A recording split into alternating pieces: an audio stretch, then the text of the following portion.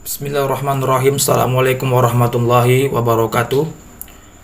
Perkenalkan, saya Azra Wifaila Marhab dengan NPM 2108260085 dari kelompok 8 penugasan Pancasila yang ingin berpresentasi dengan mengusung tema Pancasila dan berbagai ideologi bangsa di wilayah Asia Tenggara. Baiklah, untuk yang pertama kita bahas ialah masalah ideologi bangsa Indonesia. Ideologi sendiri diambil dari bahasa Yunani, yaitu dari kata ideas dan logos. Yang bermakna ideas yaitu prinsip, gagasan ataupun konsep, dan logos yang bermakna hasil pemikiran. Jadi, ideologi adalah ilmu yang mencakup ilmu kajian, asal mula, juga hakikat buah pikir atau gagasan. Dan dapat kita katakan dengan bahasa yang lain ialah ideologi adalah system of ideas atau sistem yang mengatur seluruh pemikiran tentang kehidupan. Jadi kesimpulan akhirnya ialah ideologi merupakan hasil pemikiran yang isinya mencakup seluruh nilai-nilai tertentu demi mencapai tujuan yang telah direncanakan. Baiklah, ideologi Indonesia ialah Pancasila.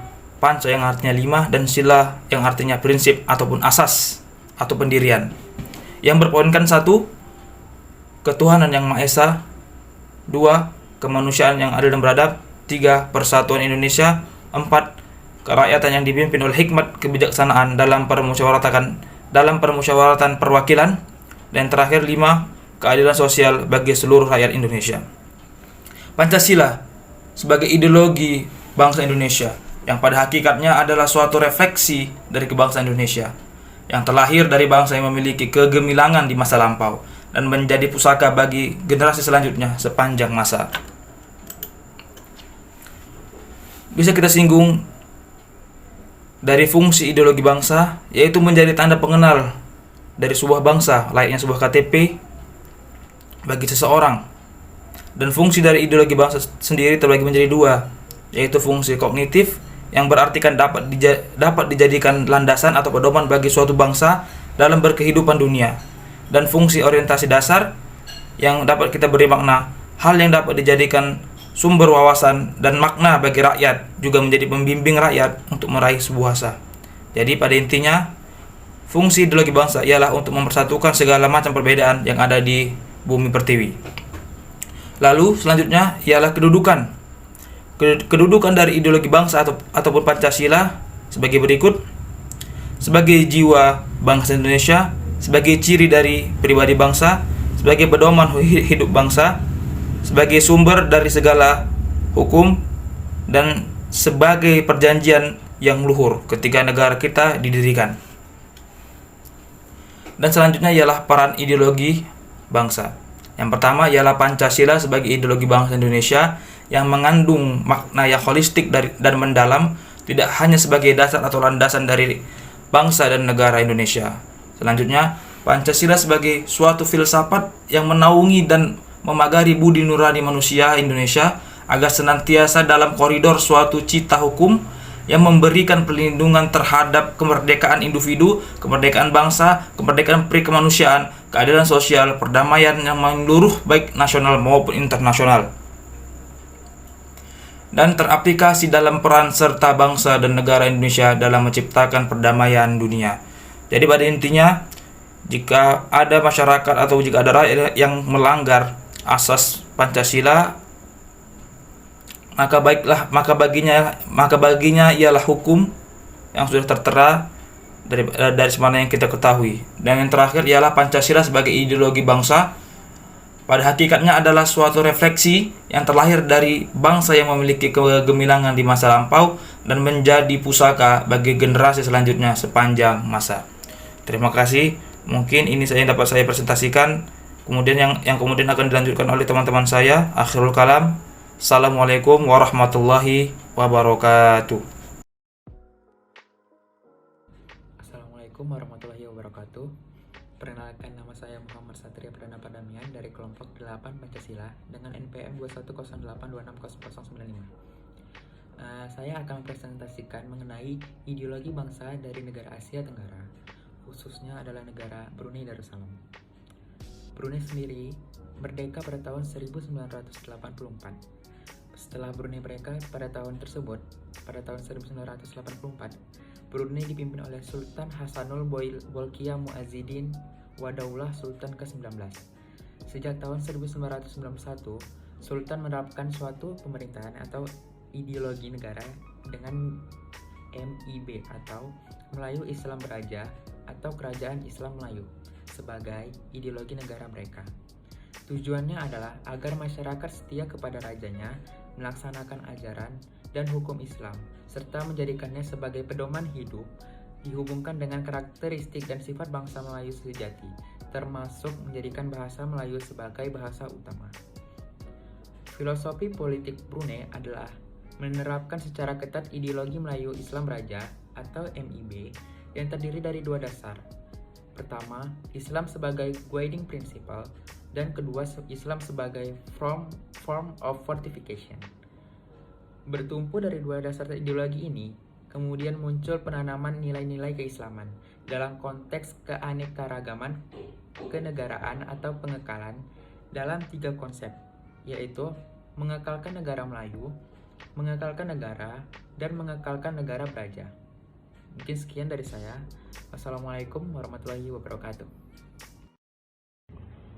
Assalamualaikum warahmatullahi wabarakatuh. Perkenalkan, nama saya Zafran Habib. Di sini saya akan mempresentasikan tentang ideologi Malaysia.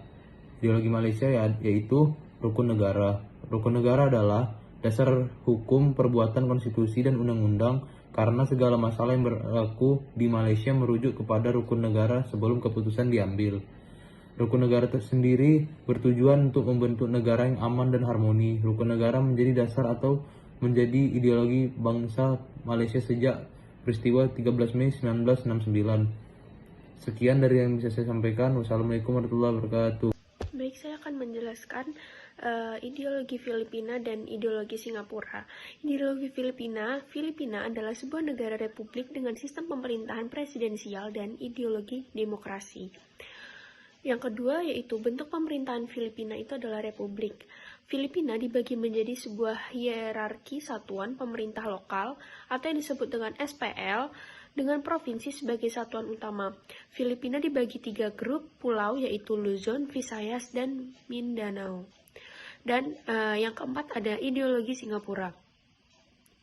Ideologi negara Singapura itu adalah demokrasi. Hal ini dilihat dari pembangunan ekonomi yang turut dikaitkan dengan tahapan pendemokrasian. Dalam arti kata, ekonomi yang maju turut menyumbang kepada peningkatan tahap demokrasi yang diamalkan oleh sebuah negara. Assalamualaikum warahmatullahi wabarakatuh. Nama saya Srivitri Amanda dengan NPM 21082-600 akan menjelaskan atau mempresentasikan mengenai ideologi Timor Leste dan Vietnam. Yang pertama itu ada Timor Leste. Timor Leste ini sendiri, Timor Leste ini mendeklarasikan ideologi mereka sebagai ideologi demokrasi, di mana hal ini itu kemungkinan dikarenakan oleh kemerdekaan Timor Leste itu dibantu dengan negara Australia dan Amerika sebagai kampion demokrasi. Karena hal inilah Timor Leste itu dia menjadikan atau mengangkat ideologi demokrasi sebagai panutan mereka untuk membentuk pemerintahan dan konstitusinya. Nah, untuk demokrasi ini sendiri adalah suatu bentuk atau mekanisme sistem pemerintahan suatu negara ya, sebagai upaya untuk mencapai kedaulatan rakyat atas negara untuk dijalankan oleh pemerintahan negara tersebut. Selanjutnya itu ada ideologi Vietnam. Nah, untuk Vietnam sendiri ini adalah sebuah negara di Asia Tenggara dengan bentuk republik sosialis yang menganut ideologi komunis. Nah, komunis di Vietnam ini terjadi di mana ketika pecahnya perang saudara di Vietnam dan dimenangkan oleh pihak komunis. Nah, komunis ini sendiri dipertahankan bertujuan untuk mengontrol rakyatnya sehingga politik itu tidak bergejolak dan pertumbuhan ekonomi terus meningkat. Sekian dari saya, terima kasih. Nah, di sini saya akan membahas tentang perbandingan sistem pemerintahan Thailand dengan sistem pemerintahan Indonesia. Letak astronomis Thailand berada pada garis lintang di 5 derajat lintang utara sampai dengan 21 derajat lintang utara. Dan pada garis bujurnya, Thailand ada di 97 derajat bujur timur sampai dengan 106 derajat bujur timur. Bentuk pemerintahan Thailand sendiri adalah parlementer. Kepala negara Thailand adalah raja. Nah, masa jabatan raja adalah seumur hidup sampai jabatan itu diturunkan kepada penerusnya. Kepala pemerintahan Thailand adalah Perdana Menteri. Masa jabatan Perdana Menteri ini tidak ditetapkan atau ditentukan. Ideologi yang digunakan di Thailand adalah liberalisme. Di Thailand memang ada sistem pemilu untuk memilih Perdana Menteri dan partainya. Beberapa perbandingan antara sistem pemerintahan Thailand dan Indonesia adalah bentuk pemerintahan Indonesia adalah demokratis, sedangkan Thailand adalah monarki. Kepala negara Thailand adalah raja, sedangkan Indonesia adalah presiden. Legislatif Indonesia adalah MPR, DPR, dan DPD, sedangkan Thailand adalah Majelis Nasional Eksekutif. Di bidang eksekutif, Indonesia adalah presiden, dan di Thailand adalah raja. Untuk yudikatif, di Indonesia ada MK dan MA, sedangkan di Thailand pengadilan banding, MA, pengadilan hakim, pengadilan first instance, dan pengadilan buruh anak. Nah, lanjut saya akan menjelaskan tentang ideologis negara Myanmar. Letaknya geografis, Myanmar cukup strategis di mana wilayahnya berbatasan langsung dengan 5 negara tetangga, yakni dengan Cina di sebelah utara, Laos di sebelah timur, Thailand di sebelah tenggara, Bangladesh di sebelah barat, dengan India di sebelah barat laut. Republik Kesatuan Myanmar sejatinya memiliki sistem presidensial di mana menjadi kepala sekaligus kepala pemerintahan. Namun dalam sejarah politiknya, Myanmar menjadi memiliki beberapa sistem pemerintahan lain yang diakibatkan oleh kudeta, perbedaan kubu dan daerah. Meski Myanmar memiliki seorang Perdana Menteri, dalam praktik semua kehidupan bernegara berada di bawah kendali satu dengan Tan Swe. Dengan sistem pemerintahan yang demikian, otomatis tak ada satupun kekuatan oposisi yang eksis berhadapan dengan kekuatan pemerintah seperti junta militer ini. Nah, selanjutnya saya akan menjelaskan tentang ideologi Laos dan ideologi Kamboja. Laos merupakan negara yang menganut ideologi komunis secara politik dan ideologi kapitalisme secara ekonomi. Negara anggota ASEAN ini menganut sistem partai tunggal, yaitu Partai Revolusioner Rakyat Laos yang disingkat dengan PRRL. Sistem pemerintahan Laos adalah kabinet parlementer dengan Perdana Menteri sebagai kepala pemerintahan.